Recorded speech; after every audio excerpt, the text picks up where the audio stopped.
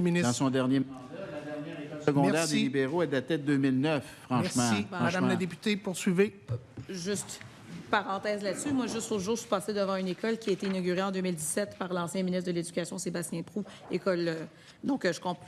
D'abord, donc c'est inexact. Pour la regarder, mais vous avez mentionné les deux, Monsieur le ministre. Un droit de parole à la fois, s'il vous plaît. Ensuite, Monsieur le ministre, vous n'avez pas répondu à ma question pour les contrats en cours de réalisation?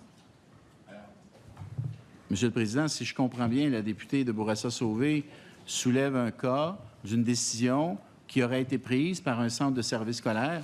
Monsieur le Président, pas compliqué. On envoie dans les centres de services scolaires des budgets à la fois pour le maintien d'actifs, donc si on se résume, les rénovations, et on envoie un budget pour les constructions et agrandissements, donc ce qu'on appelle la bonif, la bonification. Une fois qu'on a remis ces budgets, c'est au centre de services scolaires de les gérer. On ne va pas gérer les budgets des 72 centres de services scolaires à partir du 16e étage de l'édifice G, là. Alors, il y a des choix que les centres de services scolaires ont fait en fonction des budgets qui leur étaient attribués et des cibles qu'ils doivent respecter. Ils sont imputables pour les décisions qu'ils prennent. Merci, Monsieur le ministre, pour notre bonne gouverne. Il reste un petit peu plus que 4 minutes à notre échange. Merci, Monsieur le Président. En fait, donc, Monsieur le ministre, donc, je comprends que vous êtes en train de dire que vous êtes en désaccord avec la décision qui a été prise par ce centre de services scolaires d'interrompre des travaux. J'ai dit que ça leur appartenait. Okay. Ça leur appartient. Je n'ai pas en accord ou en désaccord. On leur donne les budgets. Après ça, ils se gèrent en fonction des cibles qui sont les leurs.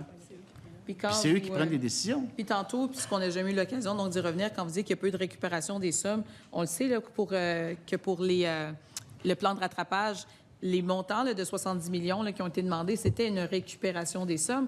On a donc la vidéo où on en avait discuté le 4 avril dernier d'une DG du centre de services scolaires qui disait à quel point ça allait être difficile, qu'il fallait serrer les coudes parce qu'il fallait le récupérer.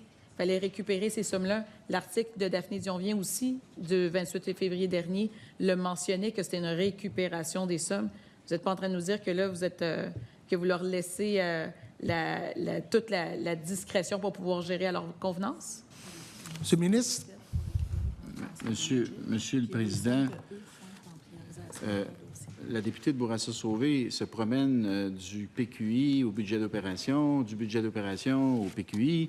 Pour ce qui est du PQI, c'est au centre de services scolaires de décider en fonction des budgets qui sont les leurs et c'est eux qui priorisent les projets à l'intérieur des cibles qui sont les leurs.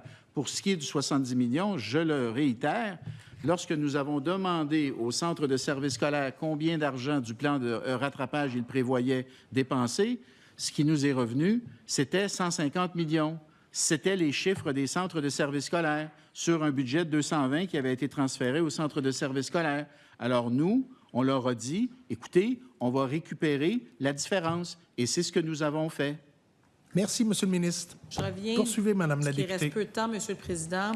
Des investissements prévus au PQI 2535. Au cours des 5 prochaines années, le gouvernement va investir en maintien des actifs 9,6 millions. C'est ce qu'il faudrait investir cette année juste pour maintenir les actifs les plus importants. Ici, comment le ministre va prioriser et sur quels critères? Monsieur le ministre, il vous reste 2 minutes à l'échange. Les prémices sont fausses.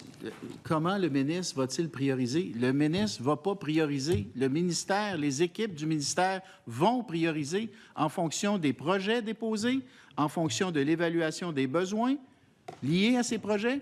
Et par la suite, une fois qu'on a déterminé s'il y a effectivement besoin, il y a une priorisation qui sera faite. C'est comme ça que ça se fait. Ça se faisait sous votre gouvernement, sous vos gouvernements, puis ça se fait sous notre gouvernement. Puis c'est comme ça que ça doit se faire. C'est normal. Merci. L'école existe pour les élèves. Il faut faire les priorisations puis l'évaluation des besoins. Merci, Monsieur le ministre. Ensuite, merci, Monsieur le ministre. À vous, Madame la députée. Merci. Donc, lorsqu'on regarde les investissements au PQI 2535, ce qu'on voit, donc je parlais donc du maintien d'actifs, j'ai mentionné donc le chiffre total, on voit une baisse en 28-29. Donc, on a donc des chiffres de l'ordre de 600-700 millions et là, on parle de 276 millions en maintien d'actifs juste cette année-là. Qu'est-ce qui explique cette baisse-là? Je l'ai ici, si ça peut vous aider, là. Monsieur le Président, le PQI ne cesse d'augmenter. Tu ne peux pas regarder juste une année du PQI. Le PQI, c'est 10 ans.